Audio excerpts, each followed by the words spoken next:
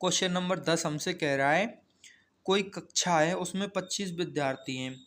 उन 25 विद्यार्थियों में से 10 को भ्रमण दल के लिए यहाँ पे सेलेक्ट करना है। ठीक है, 3 ऐसे विद्यार्थी हैं जो तीनों एक साथ शामिल होंगे अथवा एक साथ शामिल नहीं होंगे, यानी कि वे जो 25 विद्यार्थी हैं उनमें 30 जो हैं बहुत अच्छे वाले फ्रेंड हैं। ठीक है, वो ये कह रहे हैं कि या तो हम तीनों घूमने जाएंगे या फिर तीनों घूमने नहीं जाएंगे। ठीक है, फिर वो हमसे कह रहा है कि दल का चयन जो है कितने तरीकों से किया जा सकता है। ठीक है, तो चलो इसको भी करते हैं। देखो, टोटल विद्यार्थी हैं हमारे पास 25। ठीक है,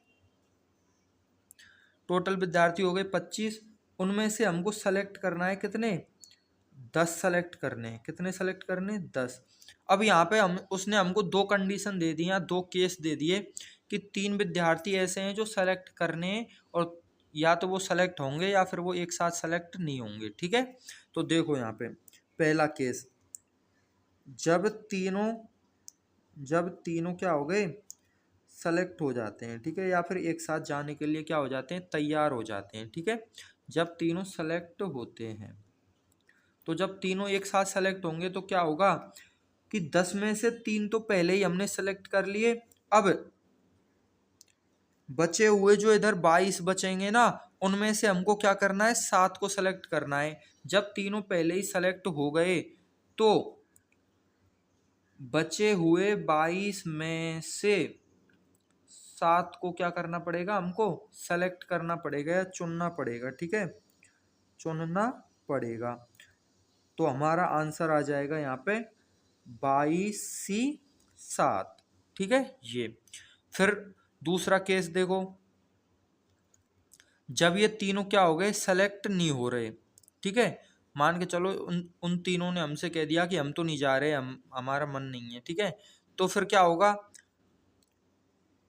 जब तीनों सेलेक्ट जो है क्या होते हैं, नहीं होते। ठीक है, नहीं होते, तो बचे हुए 22 में से ही हमको 10 को चुनना पड़ेगा, क्योंकि इन तीनों ने तो मना कर दिया जाने के लिए।